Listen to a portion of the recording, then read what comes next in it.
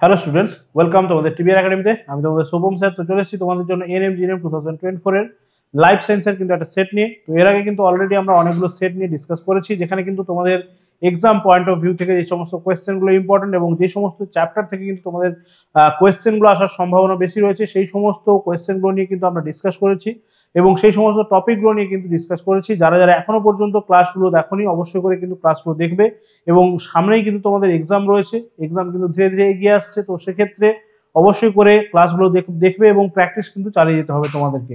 তবেই কিন্তু তোমরা তোমাদের গোলটা অ্যাচিভ করতে পারবে এবং তোমরা কিন্তু এক্সামটা ক্র্যাক করতে পারবে। তো আজকে আমরা ক্লাসটা স্টার্ট করব। তো তার আগে জানিয়ে রাখি, যারা এখনো পর্যন্ত আমাদের হোয়াটসঅ্যাপ গ্রুপ এবং হোয়াটসঅ্যাপ চ্যানেল বা টেলিগ্রাম গ্রুপে জয়েন করনি, অবশ্যই করে জয়েন করবে। যে কোনো ধরনের হেল্প কিন্তু তোমরা সেখান থেকেই পাবে আমাদের কাছ থেকে। এবং তোমাদের যদি কোনো ক্লাস নিয়ে বা কোনো কোয়েশ্চেন নিয়ে তোমাদের যদি কোনো রকম ডাউট থাকে, অবশ্যই করে সেই ডাউট ক্লিয়ার গুলো কিন্তু আমরা ওই গ্রুপের মধ্যে আমরা ডাউটগুলো ক্লিয়ার করে দেবো। এবং এই ক্লাসগুলো যেগুলো হচ্ছে, এর যে ফ্রি পিডিএফস গুলো, সেগুলো পাওয়ার জন্য কিন্তু তোমাদেরকে অবশ্যই করে আমাদের হোয়াটসঅ্যাপ গ্রুপে এবং হোয়াটসঅ্যাপ চ্যানেলে জয়েন করে থাকতে হবে। তো চলো আমরা ক্লাসটা স্টার্ট করি, দেখে নিই আজকে আমাদের কোয়েশ্চেন গুলো কি কি রয়েছে। তো চলো, ফার্স্ট কোয়েশ্চেন দেখো। আজকে কিন্তু আমরা অলরেডি 21টা ক্লাস করে নিয়েছি। আজকে আমাদের ক্লাস নাম্বার 22 বা আমাদের বলতে পারো যে সেট নাম্বার 22 নিয়ে আমরা ডিসকাস করব। তো দেখো ফার্স্ট কোয়েশ্চেন কি রয়েছে। একদম প্রথম কোয়েশ্চেন দেখো, একদম ইজি কোয়েশ্চেন দিয়েছে। কি বলছে? উদ্ভিদ অঙ্গের বক্রচলন উদ্দীপকের গতিপথ দ্বারা নিয়ন্ত্রিত হলে তাকে কি বলবো?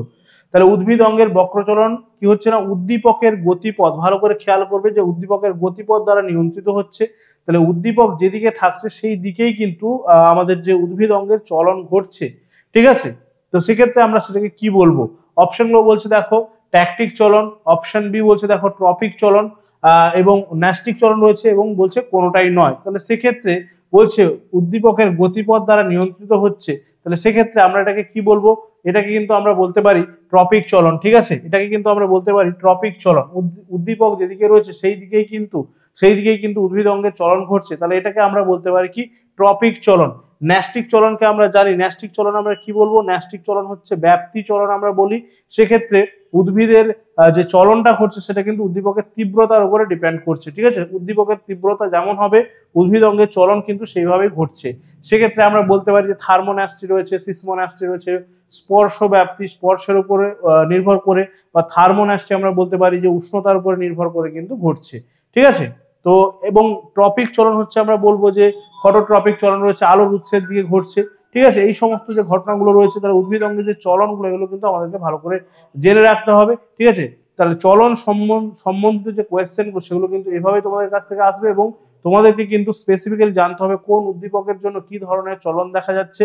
আলোর জন্য হলে সেটাকে আমরা কি বলবো, উষ্ণতার জন্য হলে সেটাকে আমরা কি বলবো, বা অভিকর্ষের দিকে হলে সেটাকে আমরা কি বলবো। তো চলো নেক্সট কোয়েশ্চেনের দিকে আমরা এগিয়ে যাচ্ছি। নেক্সট কোয়েশ্চেন কি রয়েছে?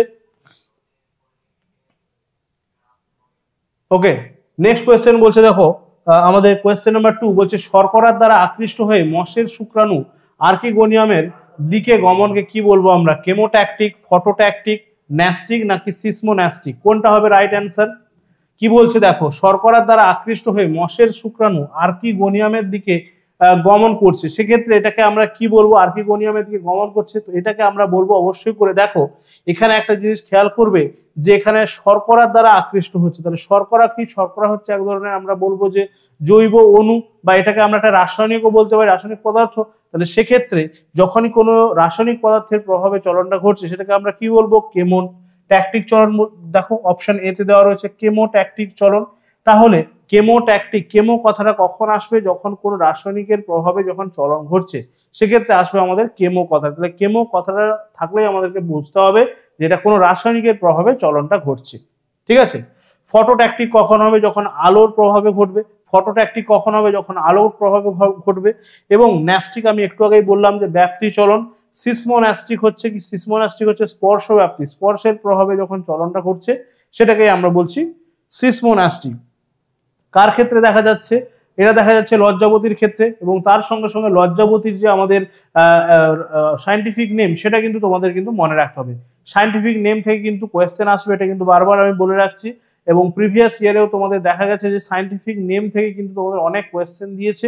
ঠিক আছে, তাহলে সিসমোন্যাস্টি দেখা যাচ্ছে লজ্জাবতীর ক্ষেত্রে, এবং লজ্জাবতীর সায়েন্টিফিক নেমটা আমাদেরকে মনে রাখতে হবে, যেটা হচ্ছে গিয়ে মিমোসা পুডিকা। ঠিক আছে, মিমোসা পুডিকা হচ্ছে লজ্জাবতীর সায়েন্টিফিক নেম, সেটা কিন্তু অবশ্যই করে মনে রাখতে হবে। চলো নেক্সট কোয়েশ্চেনে চলে আসবো আমরা। নেক্সট কোয়েশ্চেন কি বলেছে দেখো, বলেছে কোলোস্ট্রামে কোন অ্যান্টিবডি থাকে, কোলোস্ট্রামে কোন অ্যান্টিবডি থাকছে। তাহলে অ্যান্টিবডি গুলো জানি আমরা, আমাদের 5টা অ্যান্টিবডি রয়েছে, 5টা অ্যান্টিবডি রয়েছে, কি রয়েছে আইজি, আইজি গুলো আমরা লিখি, অ্যান্টিবডি লিখতে গিয়ে আইজি লিখি, তাহলে এটা কি হচ্ছে ইমিউনোগ্লোবিন, ইমিউনোগ্লোবিন নামক প্রোটিন দিয়ে আমাদের অ্যান্টিবডি গুলো তৈরি। এবং তার সঙ্গে সঙ্গে আমরা যদি দেখি যে আইজি জি রয়েছে, আইজি এ রয়েছে, আইজি এম রয়েছে, আইজি ই রয়েছে এবং আইজি ডি রয়েছে। দেখো এটা কিন্তু একটা তোমরা সহজে অ্যান্টিবডি গুলো মনে রাখার জন্য এইভাবে কিন্তু মনে রাখতে পারো। দেখো গেমড হয়ে গেল GAMED, তাহলে এইভাবে কিন্তু তোমরা অ্যান্টিবডি গুলোর নামগুলো মনে রাখতে পারো। IgG, IgA, IgM, IgE এবং IgD রয়েছে, 5টা আমাদের কিন্তু অ্যান্টিবডি রয়েছে। এবং তার মধ্যে থেকে বলেছে দেখো কোলোস্ট্রামে কোন অ্যান্টিবডি পাওয়া যাচ্ছে। কোলোস্ট্রাম কি সেটা আমাদেরকে তাহলে জানতে হবে, কোন অ্যান্টিবডি থাকে সেটা জানার আগে। কোলোস্ট্রাম হচ্ছে কি একদম সদ্যজাত কোনো শিশু বা একদম বাচ্চা জন্মানোর পর মুহূর্তেই মাতৃদুগ্ধ থেকে বা মাতৃস্তন দুগ্ধ যেটা নিঃসৃত হচ্ছে, যেটা হচ্ছে কিনা অ্যান্টিবডি সমৃদ্ধ, এবং তার মধ্যে হচ্ছে কি সেটা হচ্ছে প্রথম যে স্তন দুগ্ধটা নিঃসৃত হচ্ছে সেটাকেই আমরা বলছি কোলোস্ট্রাম। সেটার কালারটা হচ্ছে কি একটু ঈষৎ হলুদাভ, ঠিক আছে, বা ঈষৎ হলুদ বর্ণের মাতৃদুগ্ধকেই আমরা বলবো কোলোস্ট্রাম। তার মানে শিশু জন্ম হলেই প্রথমে মায়ের দেহ থেকে যে স্তন দুগ্ধটা আসছে সেটাকে আমরা বলছি কোলোস্ট্রাম। তাহলে সেক্ষেত্রে এই কোলোস্ট্রামে কোন ধরনের কি ধরনের অ্যান্টিবডি থাকছে, এই যে 5টা আমরা লিখলাম তার মধ্যে থেকে দেখো কোলোস্ট্রামের মধ্যে থাকছে, আমাদেরকে মনে রাখতে হবে IgA, ঠিক আছে, IgA থাকছে কোলোস্ট্রামের মধ্যে। এবং অবশ্যই করে মনে রাখতে হবে যে অ্যান্টিবডির ক্ষেত্রে এই যে IgM রয়েছে, IgM কিন্তু সবচেয়ে বড় অ্যান্টিবডি, ঠিক আছে, এর কিন্তু সাইজ সবচেয়ে বড় সবচেয়ে বড় অ্যান্টিবডি হচ্ছে কোনটা আমরা বলবো যে এখানে IgM, এর গঠনটা হচ্ছে পেন্টামার প্রকৃতির, ঠিক আছে, এর গঠনটা হচ্ছে পেন্টামার প্রকৃতির। এবং সবচেয়ে বেশি পরিমাণে থাকছে কে, সবচেয়ে বেশি পরিমাণে থাকছে IgG থাকছে সবচেয়ে বেশি পরিমাণে, সবচেয়ে আকারে বড় হচ্ছে কে IgM, এবং IgA হচ্ছে কি কোলোস্ট্রামে থাকছে। এর সঙ্গে আরেকটা জিনিস মনে রাখতে হবে, IgG কে আমরা বলবো ম্যাটারনাল অ্যান্টিবডি, ঠিক আছে, ম্যাটারনাল অ্যান্টিবডিও আমরা বলবো। তার কারণ কি, কারণ এই IgG হচ্ছে একমাত্র অ্যান্টিবডি যেটা কিন্তু প্লাসেন্টা বা অমরা ভেদ করতে পারে। তার মানে মায়ের দেহ থেকে কিন্তু শিশুর দেহে বা বাচ্চার দেহে কিন্তু চলে আসতে পারে কে IgG। এই জন্য এটাকে আমরা বলছি যে ম্যাটারনাল অ্যান্টিবডি বা প্লাসেন্টা ভেদ করতে পারে কোন অ্যান্টিবডি। এই ধরনের কোয়েশ্চেন এলেও কিন্তু আমাদেরকে IgG তে অ্যান্সার করতে হবে, ঠিক আছে। চলো নেক্সট কোয়েশ্চেনে আমরা চলে আসবো। নেক্সট কোয়েশ্চেন কি রয়েছে আমাদের কাছে, বলছে দেখো ভেগাস হলো একটি, এখানে কি বলেছে চেস্টীয় স্নায়ু, সংজ্ঞাবহ স্নায়ু, মিশ্র স্নায়ু এবং এখানে বলছে দেখো নিউরো হরমোন।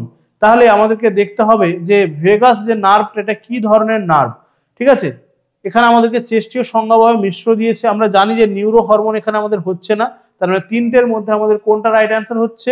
আমরা দেখবো ভেগাস হচ্ছে কি আমাদের মিশ্র স্নায়ু আমরা কোনগুলোকে বলছি, যেগুলোর মধ্যে আজ্ঞাবহ এবং সংজ্ঞাবহ দু ধরনের কোয়ালিটি আমরা পাচ্ছি, তাদেরকে আমরা বলছি মিশ্র স্নায়ু। তার মানে যারা হচ্ছে অ্যাফারেন্ট ইফারেন্ট দু ধরনের কাজই করতে পারে তাদেরকেই আমরা বলছি মিশ্র স্নায়ু, এবং ভেগাস হচ্ছে একটা মিশ্র স্নায়ু।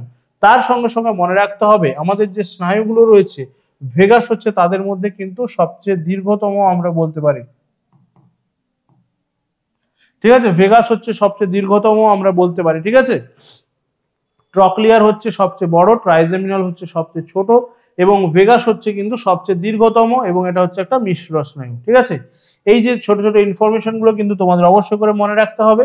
নেক্সট কোয়েশ্চেন আমরা চলে আসবো। নেক্সট কোয়েশ্চেন কি বলছে দেখো, কোয়েশ্চেন নাম্বার 5 বলছে ব্রেক বোন ফিভার বা ব্রেক বোন জ্বর হয় ড্যাশ রোগে, ব্রেক বোন ফিভার হয় কোন রোগে। তাহলে আমাদেরকে দেখতে হবে অপশনগুলো কি রয়েছে দেখো, ডেঙ্গু, যক্ষা, নিউমোনিয়া, হুপিং কাশি, কোনটা হবে রাইট অ্যান্সার আমাদের। ব্রেক বোন ফিভার বা ব্রেক বোন জ্বর হচ্ছে, তাহলে রাইট অ্যান্সারটা আমাদের হয়ে যাচ্ছে কিন্তু ডেঙ্গু রোগে কিন্তু ব্রেক বোন ফিভার বা ব্রেক বোন জ্বর হচ্ছে, ঠিক আছে, ডেঙ্গু রোগে কিন্তু ব্রেক বোন জ্বর হচ্ছে। তো এটা কিন্তু আমরা দেখি যে শরীরের হাতে পায়ে প্রচুর পরিমাণে ব্যথা হচ্ছে ডেঙ্গু, আর ডেঙ্গুর আরেকটা লক্ষণ কি বা সিমটম কি, ডেঙ্গু হলে কিন্তু আমাদের যে প্লেটলেট কাউন্ট সেটা কিন্তু প্রচুর পরিমাণে কমে যেতে থাকে। তার মানে আমাদের শরীরে যে রক্তকণিকা রয়েছে, যার মধ্যে অনুচক্রিকা হচ্ছে একটা রক্তকণিকা, সেই অনুচক্রিকার সংখ্যা কিন্তু প্রচুর পরিমাণে কমে যেতে থাকে ডেঙ্গু হলে। ঠিক আছে, আচ্ছা ডেঙ্গুর আমাদের দেখবো যে ভেক্টরকে বা বাহককে, এডিস ইজিপ্টাই আমরা জানি, এডিস মশা যেটাকে আমরা বলছি স্ত্রী এডিস মশা, এডিস ইজিপ্টাই, এই এডিস ইজিপ্টাই কিন্তু ডেঙ্গুটাকে কিন্তু বহন করে নিয়ে আসছে বা সে কিন্তু ডেঙ্গু রোগটাকে ছড়াচ্ছে, তাহলে তাকে বলবো ডেঙ্গু রোগের ভেক্টর। ঠিক আছে, এছাড়া আমরা দেখবো যে যক্ষা যেটা রয়েছে, যক্ষা কি হচ্ছে, যক্ষা আমরা জানি যক্ষা আমাদের কোন অঙ্গকে এফেক্ট করছে, আমাদের ফুসফুসকে এফেক্ট করছে। ঠিক আছে, আমাদের যে লাংস সেখানে গিয়ে এফেক্ট করছে। আচ্ছা, যক্ষার যদি আমরা দেখি যে এর যে প্যাথোজেনটা তার নাম কি, এর প্যাথোজেনটার নাম হচ্ছে আমরা দেখবো যে মাইকোব্যাকটেরিয়াম টিউবারকুলোসিস। ঠিক আছে, মাইকোব্যাকটেরিয়াম টিউবারকুলোসিস হচ্ছে যক্ষার যে প্যাথোজেন, এবং যক্ষার জন্য যে টিকাটা আমরা ব্যবহার করছি সেটাকে আমরা কি বলছি, বিসিজি টিকা আমরা ব্যবহার করছি যক্ষার জন্য, ব্যাসিলাস ক্যালমেটিক ওয়েরিন। ঠিক আছে, আচ্ছা নিউমোনিয়া আমরা জানি। ঠিক আছে, নিউমোনিয়া রোগের জন্য, নিউমোনিয়া একটা ভাইরাস রয়েছে, সেক্ষেত্রে আমাদের এটা কিন্তু এফেক্ট করছে। তাহলে এই সমস্ত যেগুলো আমাদের এখানে প্যাথোজেন গুলো, তার সঙ্গে সঙ্গে তাদের যে টিকাগুলো, এগুলো কিন্তু আমাদেরকে মনে রাখতে হবে। ঠিক আছে, এবং ভেক্টর গুলো কে কোন রোগ ছড়াচ্ছে সেগুলো কিন্তু মনে রাখতে হবে এক্ষেত্রে। নেক্সট কোয়েশ্চেন চলে আসছে, আমরা দেখে নেবো নেক্সট কোয়েশ্চেন কি রয়েছে। অযৌন জনন সম্পন্নকারী একটি প্রাণী, অযৌন জনন সম্পন্নকারী একটি প্রাণী হলো, অপশন কি কি দিয়েছে দেখো, ব্যাং, পাখি, অ্যামিবা এবং কেঁচো। সেক্ষেত্রে রাইট অ্যান্সার কি হবে, অযৌন জনন সম্পন্ন করছে, তার মানে কি এদের কিন্তু গ্যামেট উৎপাদন হচ্ছে না। ঠিক আছে, মেল বা ফিমেল যে গ্যামেট উৎপাদন হচ্ছে বা শুক্রাণু ডিম্বাণু কিন্তু এদের ক্ষেত্রে উৎপাদন হচ্ছে না। এরা কিন্তু বিভিন্ন রকম যে অযৌন জননের যে প্রসেস গুলো রয়েছে তার মধ্যে কিন্তু এরা যে জনন সম্পন্ন করছে। ঠিক আছে, তাহলে অপশন কি হয়ে যাচ্ছে, অপশন হয়ে যাচ্ছে দেখো এখানে আমাদের যে অপশন সি রয়েছে অ্যামিবা, এই অ্যামিবা কিন্তু এখানে আমাদের রাইট অ্যান্সার, অপশন সি হয়ে যাচ্ছে কিন্তু এখানে আমাদের রাইট অ্যান্সার অ্যামিবা। অ্যামিবা আমরা জানি অ্যামিবা হচ্ছে একটা প্রোটোজোয়া বা আদ্য প্রাণী, সেক্ষেত্রে অ্যামিবা নিজের জনন সম্পন্ন করছে কি হবে, খন্ডি ভবনের মাধ্যমে। আমরা জানি যে অ্যামিবা কিন্তু খন্ডি ভবনের মাধ্যমে নিজের জনন সম্পন্ন করছে, এটা হচ্ছে এক ধরনের অযৌন জননের প্রসেস। ঠিক আছে, বাকি যারা রয়েছে সবাই কিন্তু যৌন জনন সম্পন্ন করছে। ওকে, নেক্সট কোয়েশ্চেনে চলে আসবো আমরা। নেক্সট কোয়েশ্চেন আমাদের কাছে কি রয়েছে দেখো, বলা হচ্ছে একজন প্রাপ্তবয়স্ক মানুষের হৃৎপিণ্ড প্রতি ঘন্টায় যে পরিমাণে রক্ত পাম্প করতে পারে। ঠিক আছে, একজন প্রাপ্তবয়স্ক মানুষের হৃৎপিণ্ড প্রতি ঘন্টায়, তার মানে 1 ঘন্টায় কত লিটার রক্ত পাম্প করছে সেটা কিন্তু এখানে তোমাদেরকে জানতে চেয়েছে। তাহলে আমরা জানি যে এখান থেকে হৃৎপিণ্ডের যে সমস্ত কোয়েশ্চেন গুলো আসে তার মধ্যে হচ্ছে গিয়ে কি, একটা হচ্ছে খুবই একটা কমন কোয়েশ্চেন, যেটা হচ্ছে হৃৎপিণ্ডে প্রতি মিনিটে কতবার স্পন্দিত হচ্ছে। আমরা জানি গড়ে মোটামুটি 72 বার স্পন্দিত হচ্ছে, এবং তার সঙ্গে সঙ্গে হৃৎপিণ্ডের যে আবরণ সেখান থেকেও কিন্তু কোয়েশ্চেন আছে। হৃৎপিণ্ডের আবরণকে আমরা বলছি কি, পেরিকার্ডিয়াম বলছি হৃৎপিণ্ডের আবরণকে। এবং এখান থেকে দেখো তোমাদেরকে যেটা জানতে চেয়েছে, প্রতি ঘন্টায় যে পরিমাণে রক্ত পাম্প করছে, তাহলে হৃৎপিণ্ড প্রতি ঘন্টায় মোটামুটি 300 লিটার কিন্তু রক্ত পাম্প করছে। ঠিক আছে,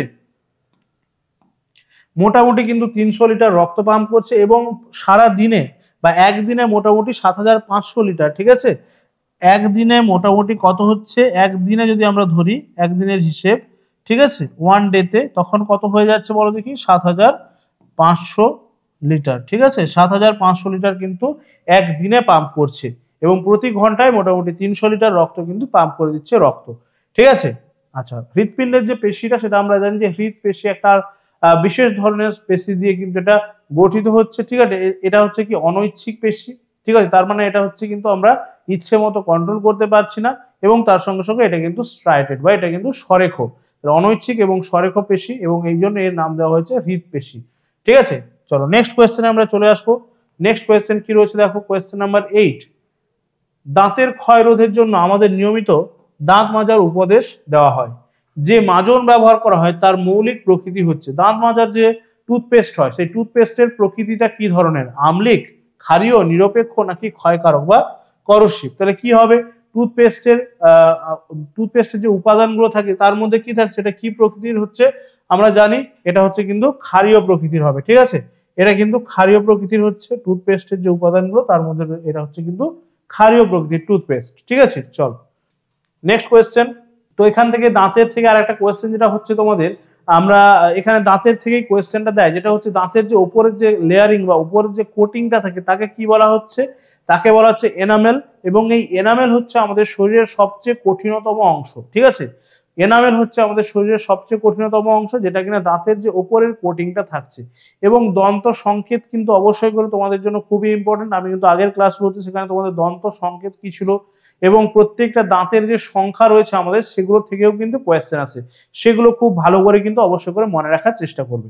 চলো নেক্সট কোয়েশ্চেন কি রয়েছে দেখো, হাইড্রোপনিক্স কিসের সঙ্গে যুক্ত? হাইড্রোপনিক্স আমরা কাকে বলবো?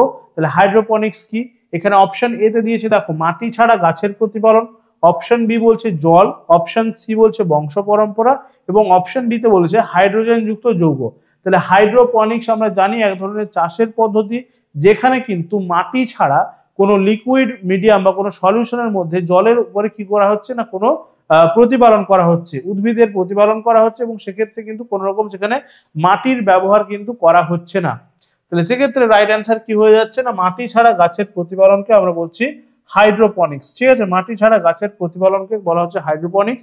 এখানে মূলত উদ্ভিদগুলোকে জলের উপরে কিন্তু রাখা হচ্ছে, এবং জলের মধ্যে কিন্তু বিভিন্ন রকম নিউট্রিয়েন্টস গুলো অ্যাড করে দেওয়া হচ্ছে, এবং উদ্ভিদ কিন্তু সেই জলের মধ্যে থেকে নিউট্রিয়েন্টস গুলো কালেক্ট করে নিচ্ছে, ঠিক আছে। এখানে কোনো রকম মাটির ব্যবহার কিন্তু হচ্ছে না। আচ্ছা নেক্সট কোয়েশ্চেন আমরা চলে আসবো, কোয়েশ্চেন নাম্বার 10। কি বলছে, যে উপাদান রক্ত জমাট বাঁধতে সাহায্য করে তা হলো? তাহলে রক্ত জমাট বাঁধতে সাহায্য করে কোন উপাদান? অপশনগুলো আমরা দেখে নেব। বলছে ভিটামিন এ, অপশন বি বলছে ফলিক অ্যাসিড, অপশন সি বলছে ভিটামিন কে, অপশন ডি বলছে ভিটামিন ডি। তাহলে রাইট অ্যান্সার কি হবে, কোন ভিটামিন রক্ত জমাট বাঁধতে সাহায্য করে, সেটা কিন্তু আমাদেরকে জানতে হবে। এবং এখানে আমাদের রাইট অ্যান্সারটা হয়ে যাচ্ছে কিন্তু ভিটামিন কে। ভিটামিন কে রক্ত জমাট বাঁধতে সাহায্য করছে। ভিটামিন কে রক্ত জমাট বাঁধতে সাহায্য করছে বলে তাকে আমরা কি ফ্যাক্টর বলবো? তাকে আমরা বলবো anti haemorrhagic factor, anti haemorrhagic factor, ঠিক আছে। ভিটামিন কে কে মনে রাখবে, একে বলা হচ্ছে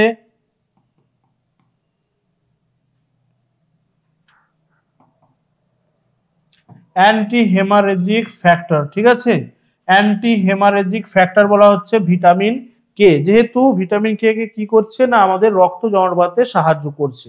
ওকে, তার সঙ্গে সঙ্গে কিন্তু ভিটামিন গুলোর যে আমাদের রাসায়নিক নামগুলো, সেগুলো কিন্তু কেমিক্যাল নেমগুলো কিন্তু মনে রাখতে হবে। আমরা দেখে নেবো যে ভিটামিন এ, ভিটামিন এর নামটা হচ্ছে কি রেটিনল, এবং ভিটামিন এ কি করছে, আমাদের জেরপ্থ্যালমিয়া প্রতিরোধ করছে, রাতকানা রোগ নিকটালোপিয়া প্রিভেন্ট করছে। তো সেই জন্য ভিটামিন এ কে বলা হচ্ছে অ্যান্টি জেরপ্থ্যালমিক ফ্যাক্টর, মনে রাখতে হবে অ্যান্টি জেরপ্থ্যালমিক ফ্যাক্টর বলা হচ্ছে ভিটামিন এ কে, ঠিক আছে। ফলিক অ্যাসিড, ফলিক অ্যাসিড কিন্তু দেখো রাসায়নিক নামটা দেওয়া রয়েছে কোন ভিটামিন, বি9, বি9 এর রাসায়নিক নাম হয়ে যাচ্ছে ফলিক অ্যাসিড, ঠিক আছে। বি9 এর রাসায়নিক নাম হয়ে যাচ্ছে ফলিক অ্যাসিড। নেক্সট রয়েছে দেখো ভিটামিন কে, বললাম যে অ্যান্টি হেমারেজিক ফ্যাক্টর, এটা রক্ত জমাট বাঁধতে সাহায্য করছে। ভিটামিন ডি রয়েছে দেখো, ভিটামিন কি করছে, আমাদের হাড়ের গঠনে সাহায্য করছে, ঠিক আছে, আমাদের হাড়ের গঠনে সাহায্য করছে। এবং তার সঙ্গে সঙ্গে ভিটামিন ডি কি করছে না, শিশুদের ক্ষেত্রে রিকেট রোগ প্রিভেন্ট করছে, এবং বড়দের ক্ষেত্রে অস্টিওম্যালেসিয়া যে রোগটা রয়েছে সেটা কিন্তু প্রিভেন্ট করছে। সো সেক্ষেত্রে ভিটামিন ডি কে আমরা কি বলবো, অ্যান্টি রেকাইটিক ফ্যাক্টর, ঠিক আছে, অ্যান্টি রেকাইটিক ফ্যাক্টর।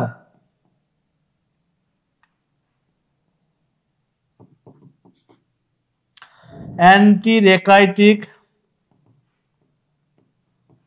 ফ্যাক্টর, ঠিক আছে, অ্যান্টি রেকাইটিক ফ্যাক্টর বলবো ভিটামিন ডি কে, যেহেতু রিকেট রোগ প্রিভেন্ট করছে, ঠিক আছে, যেহেতু রিকেট রোগ প্রিভেন্ট করছে, তো সেই জন্য এটাকে আমরা বলবো অ্যান্টি রেকাইটিক ফ্যাক্টর। ওকে, আচ্ছা তাহলে দেখো, এবং ভিটামিন ডি এর আমরা যদি দেখি, ভিটামিন ডি এর যে রাসায়নিক নাম সেটা হয়ে যাচ্ছে কি ক্যালসিফেরল। ভিটামিন ডি এর যে রাসায়নিক নাম সেটা হয়ে যাচ্ছে ক্যালসিফেরল, ঠিক আছে। তাহলে এই রকম যে নামগুলো রয়েছে সেগুলো কিন্তু তোমাদেরকে মনে রাখতে হবে। ভিটামিনের ক্ষেত্রে এদের যে রাসায়নিক নামগুলো এবং এদের যে কি হচ্ছে না, এদের যে রোগ, যে কোন কোন ভিটামিন কোন রোগ প্রতিরোধ করছে, সেগুলো কিন্তু আমাদেরকে খুব ভালোভাবে মনে রাখতে হবে। চলো নেক্সট কোয়েশ্চেন কি রয়েছে, কোয়েশ্চেন নাম্বার 11 বলছে প্রোটিন শনাক্তকরণের পরীক্ষা হলো। প্রোটিন শনাক্তকরণের পরীক্ষা কোন পরীক্ষার দ্বারা প্রোটিন টেস্ট করা হচ্ছে, বা আমাদের শরীরে প্রোটিনের মাত্রাটা টেস্ট করা হচ্ছে কোন পরীক্ষার সাহায্যে? দেখো বলছে মলিসের পরীক্ষা, মলিসের টেস্ট, বা বিউরের টেস্ট দেওয়া রয়েছে অপশন বি তে, অপশন সি তে রয়েছে ডিএনপি টেস্ট, অপশন ডি তে রয়েছে বেনেডিক্টের পরীক্ষা। তাহলে রাইট অ্যান্সার কি হচ্ছে, প্রোটিনের শনাক্তকরণ বা প্রোটিন ডিটেকশন টেস্ট বলা হচ্ছে এখানে। তাহলে রাইট অ্যান্সারটা, জাস্ট আ সেকেন্ড, রাইট অ্যান্সারটা কি হয়ে যাচ্ছে দেখো, তাহলে প্রোটিনের শনাক্তকরণের পরীক্ষা হয়ে যাচ্ছে আমাদের বিউরের টেস্ট, ঠিক আছে। এই বিউরেট টেস্টের সাহায্যে কিন্তু প্রোটিন শনাক্ত করা যাচ্ছে। প্রোটিনের মাত্রা কত রয়েছে আমাদের শরীরের মধ্যে সেটা শনাক্ত করা যাচ্ছে বিউরেট টেস্টের মাধ্যমে। তাহলে বাকি যে টেস্টগুলো দেওয়া রয়েছে সেগুলো আমাদের জেনে রাখা প্রয়োজন। তাহলে এই যে দেখো মলিসের পরীক্ষা, এর সাহায্যে কি হচ্ছে, কার্বোহাইড্রেট, ঠিক আছে, কার্বোহাইড্রেটের টেস্ট করা হচ্ছে মলিসের পরীক্ষার সাহায্যে।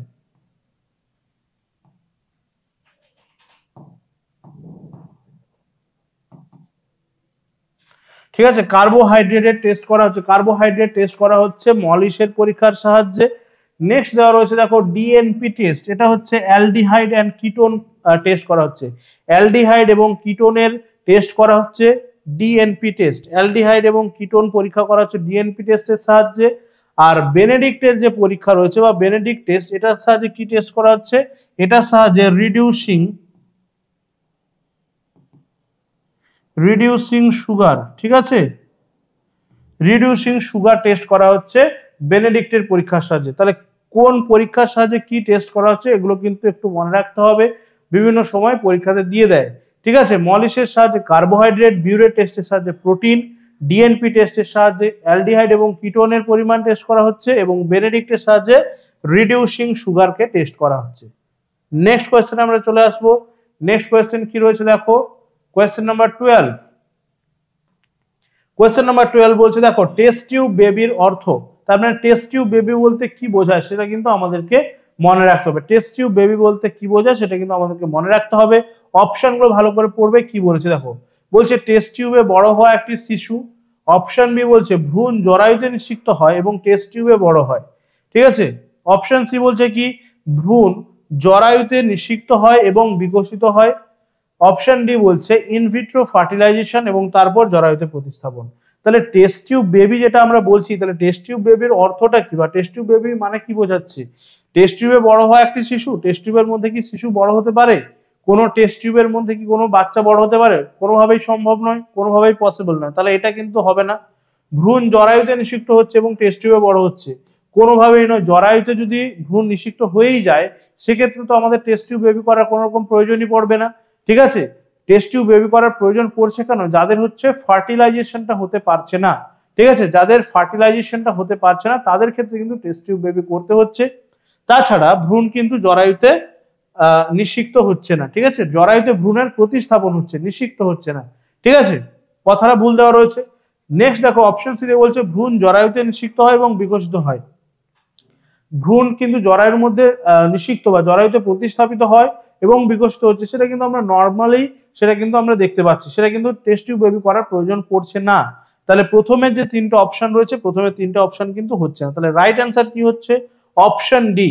Option D. এখানে কি বলা হচ্ছে না, ইনভিট্রো ফার্টিলাইজেশন, আইভিএফ যেটাকে আমরা বলছি। ঠিক আছে, IVF, in vitro fertilisation, in vitro fertilisation করা হচ্ছে এবং তারপরে যেটা, তার মানে ইনভিট্রো ফার্টিলাইজেশন কথার অর্থ কি? ইনভিট্রো ফার্টিলাইজেশন হচ্ছে যে ক্ষেত্রে দেখা যাচ্ছে যে মেল ফিমেল বডি থেকে যে সমস্ত গ্যামেটগুলো রিলিজ করছে সেই গ্যামেটগুলো দেখা যাচ্ছে ফিমেল বডিতে গিয়ে সেখানে কিন্তু কোনোভাবে ফার্টিলাইজড হতে পারছে না। সেটা বিভিন্ন রকম কারণ হতে পারে। তো সেক্ষেত্রে ফার্টিলাইজ না হতে পারার জন্য তাদের কিন্তু কোনো কাপল তারা কিন্তু কোনোভাবেই বেবি নিতে পারছেন না। তাহলে সেক্ষেত্রে কি করা হয় না, ওদের যে মেল এবং ফিমেল যে গ্যামেট রয়েছে সেটাকে কিন্তু তাদের দেহের বাইরে নিয়ে এসে সেটাকে কিন্তু ফার্টিলাইজ করানো হয়। ঠিক আছে, এবং সেই ফার্টিলাইজ করার পরে তারপরে যেটা ভ্রূণটা তৈরি হয় বা জাইগোটটা তৈরি হয়, সেই জাইগোটটাকে কি করা হচ্ছে না, মাদারের যে ওম রয়েছে বা জরায়ু রয়েছে সেখানে কিন্তু প্রতিস্থাপিত করে দেওয়া হয়। ঠিক আছে, এটাই হচ্ছে কিন্তু আমাদের টেস্ট টিউব বেবির কনসেপ্ট, এটাই হচ্ছে আমাদের টেস্ট টিউব বেবির কনসেপ্ট। এবং মনে রাখতে হবে আমাদের যে ইন্ডিয়াতে, ঠিক আছে, সুভাষ মুখোপাধ্যায় নামে একজন বিখ্যাত মানুষ ছিলেন, একজন বিজ্ঞানী ছিলেন, হয়তো অনেকেই তার কথা শোনোনি তোমরা। তো এই সুভাষ মুখোপাধ্যায় কিন্তু প্রথম এই আইভিএফ বা ইনভিট্রো ফার্টিলাইজেশন বা টেস্ট টিউব বেবি কিন্তু প্রথম তিনি আমাদের ইন্ডিয়াতে প্রথম কিন্তু করেছিলেন এবং তাকে ইন্ডিয়ার মানে টেস্ট টিউব বেবির জনক বলা হচ্ছে বা father of test tube baby in India তাকে বলা হচ্ছে। ঠিক আছে, সেই সময় কিন্তু তাকে কেউ রেকগনিশন দেয়নি বা তাকে তার এই কাজের জন্য কিন্তু কেউ কিন্তু তার প্রশংসা করেনি, উল্টে তাকে কিন্তু কি করা হয়েছিল, প্রচুর পরিমাণে লাঞ্ছনা গঞ্জনা দেওয়া হয়েছিল, তাকে বিভিন্নভাবে নিন্দা করা হচ্ছিল। তো সেই জন্য কিন্তু তিনি এত কিছু সহ্য না করতে পারে তিনি কিন্তু সুইসাইড করেছিলেন। কিন্তু পরবর্তীকালে দেখা গেল কি এই যে টেস্ট টিউব বেবি বা আইভিএফ, এটা কিন্তু অনেক কাপলদের ক্ষেত্রে বা অনেক বাবা মা যারা কিন্তু সন্তান নিতে পারছিলেন না কোনো কারণে, বিভিন্ন রকম শারীরিক অসুবিধার কারণে, তাদের ক্ষেত্রে কিন্তু এটা একটা আশীর্বাদ স্বরূপ দেখা গেল। ঠিক আছে, তো সেই মুহূর্তে কিন্তু তাকে অনেক রকম নিন্দা এবং তাকে কিন্তু অনেক রকম যন্ত্রণা সহ্য করতে হয়েছিল সুভাষ মুখোপাধ্যায়কে, কিন্তু আজকে কিন্তু তার যে এই আবিষ্কার, সেটা কিন্তু আমরা কিন্তু তার সুফলটা এখানে লাভ করতে পারছি। তো মনে রাখতে হবে যে ইনভিট্রো ফার্টিলাইজেশন হচ্ছে কি, শরীরের বাইরে গ্যামেট গুলোকে কিন্তু ফার্টিলাইজ করানো হচ্ছে এবং তারপরে সেই জাইগোটটাকে কিন্তু মাদারের ওম বা জরায়ুতে কিন্তু প্রতিস্থাপিত করে দেওয়া হচ্ছে। ঠিক আছে, চলো নেক্সট কোয়েশ্চেন আমরা চলে আসবো। কোয়েশ্চেন নাম্বার 13 কি বলা হচ্ছে দেখো, বলছে জাইলেম কলা প্রধানত সংশ্লিষ্ট, তার মানে এখানে বলেছে যে জাইলেম কলার কাজটা কি সেটা তোমাকে বলতে হবে, ব্যাস। তো অপশন দেখো, বলেছে উদ্ভিদের সালোক সংশ্লেষের সঙ্গে, উদ্ভিদের সালোক সংশ্লেষে জাইলেম কলার কোন রকম কোনো ভূমিকা নেই। এখানে কি বলছে দেখো, উদ্ভিদের জল এবং খনিজ খাদ্য পরিবহনের সঙ্গে, অবশ্যই করে উদ্ভিদের জল এবং খনিজ খাদ্য পরিবহন করাই কাজ হচ্ছে কার, জাইলেমের।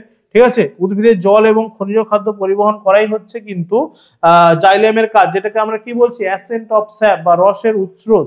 ঠিক আছে, রসের উৎস্রোত বা অ্যাসেন্ট অফ স্যাপ। ঠিক আছে, বাকিগুলো নিশ্চয়ই অবশ্যই করে তাহলে হবে না। তাহলে উদ্ভিদের উৎপাদিত খাদ্যের সংগ্রহশালা হিসেবে, আর এখানে বলছে দেখো উৎসেচক পরিবহনের সঙ্গে, তাহলে কোনোটাই হচ্ছে না। উৎপাদিত খাদ্যকে কে কিন্তু পরিবহন করছে, তখন যদি দেয় সেক্ষেত্রে আমাদেরকে লিখতে হবে ফ্লোয়েম। ফ্লোয়েম কলা বা ফ্লোয়েম টিস্যু যেটা রয়েছে, সেটা কিন্তু উদ্ভিদের যে উৎপাদিত খাদ্য, সেটাকে কিন্তু পাতা থেকে সারা দেহে কিন্তু ছড়িয়ে দিতে সাহায্য করছে। ঠিক আছে, চলো নেক্সট কোয়েশ্চেনে আমরা চলে আসবো, কোয়েশ্চেন নাম্বার 14, আজকের আমাদের সেটের সেকেন্ড লাস্ট কোয়েশ্চেন। ঠিক আছে, আজকের আমাদের সেটের সেকেন্ড লাস্ট কোয়েশ্চেন কি বলছে দেখো, 1838, ইন দ্য ইয়ার 1838, তাহলে 1938 খ্রিস্টাব্দে রবার্ট ব্রাউন কি আবিষ্কার করেছিলেন। তাহলে রবার্ট ব্রাউনের কথাটা আমরা কেন মনে রাখবো বা রবার্ট ব্রাউনকে আমরা কেন মনে রাখবো, সেটা কিন্তু আমাদেরকে জানতে হবে। অপশন কি দেওয়া রয়েছে দেখো, বলছে নিউক্লিয়াস, কোষ নাকি ডিকটিওজোম, কোনটা হবে রাইট অ্যান্সার। তাহলে রবার্ট ব্রাউন 1838 সালে কি আবিষ্কার করেন, তাহলে মনে রাখতে হবে রবার্ট ব্রাউনকে আমরা মনে রাখবো কিসের জন্য না, কোষের মধ্যে যে নিউক্লিয়াস, এই কোষের মধ্যে যে নিউক্লিয়াস থাকে এইটা আবিষ্কার করার জন্য কিন্তু আমরা রবার্ট ব্রাউনকে মনে রাখবো, যাকে বলা হচ্ছে ব্রেন অফ সেল। ঠিক আছে, ব্রেন অফ সেল যাকে আমরা বলবো, ব্রেন অফ সেল বা কোষের মস্তিষ্ক যাকে বলি, নিউক্লিয়াস, সেই নিউক্লিয়াস কিন্তু আবিষ্কার করেছিলেন রবার্ট ব্রাউন, সেটা কিন্তু মনে রাখতে হবে আমাদেরকে। ঠিক আছে, নিউক্লিয়াসের মধ্যেই থাকছে, আর কোষের মধ্যেই থাকছে হচ্ছে নিউক্লিয়াস, যাকে কোষের মস্তিষ্ক বলা হচ্ছে। ঠিক আছে, আর ডিকটিওজোমস কি, ডিকটিওজোম বলবো যে উদ্ভিদের কোষে কিন্তু এই ডিকটিওজোম আমরা কিন্তু দেখতে পাচ্ছি। ঠিক আছে, এটা কিন্তু উদ্ভিদের কোষে আমরা দেখতে পাবো ডিকটিওজোম। আচ্ছা, আজকের সেটের একদম লাস্ট কোয়েশ্চেন। ঠিক আছে, আজকের সেটের লাস্ট কোয়েশ্চেন কি রয়েছে, last but not the least, মানব দেহের করোটীয় স্নায়ুর সংখ্যা। মানব দেহে করোটীয় স্নায়ু, কতগুলো করোটীয় স্নায়ু রয়েছে, আমরা জানি যে করোটীয় স্নায়ু এবং সুষুম্না স্নায়ু রয়েছে আমাদের। করোটীয় স্নায়ুর সংখ্যাটাও মনে রাখতে হবে, সঙ্গে সঙ্গে সুষুম্না স্নায়ুর সংখ্যাটাও কিন্তু আমাদেরকে মনে রাখতে হবে। ভালো করে খেয়াল করবে, এখানে সংখ্যাটা জানতে চেয়েছে তোমাদেরকে, তার মানে টোটাল নাম্বারটা জানতে চেয়েছে। তাহলে অপশনগুলো ভালো করে দেখতে হবে, বলছে কি 12টি, 14টি, 24টি, 31টি।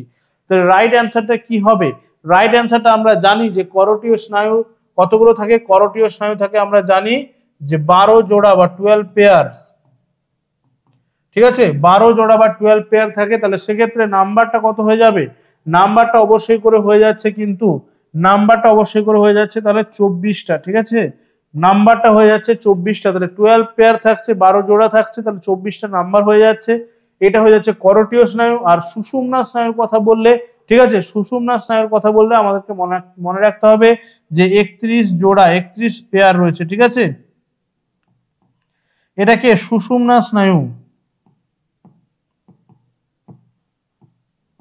সুষুম্না স্নায়ুর সংখ্যা যদি বলে আমাদেরকে, তাহলে সুষুম্না স্নায়ু কিন্তু মনে রাখতে হবে যে 31 পেয়ার বা 31 জোড়া রয়েছে। সেক্ষেত্রে নাম্বারটা কিন্তু তোমরা কি হয়ে যাবে, ইন্টু 2 করে দিলে নাম্বারটা পেয়ে যাচ্ছ। তাহলে এইটা হয়ে যাচ্ছে আজকে সেটের আমাদের লাস্ট কোয়েশ্চেন। তো অবশ্যই করে কোয়েশ্চেন গুলো কিন্তু খুবই ইম্পর্টেন্ট, যেই টপিক গুলো থেকে কোয়েশ্চেন গুলো আসছে সেই টপিক গুলো তোমাদেরকে একটু ভালো করে কভার করতে হবে।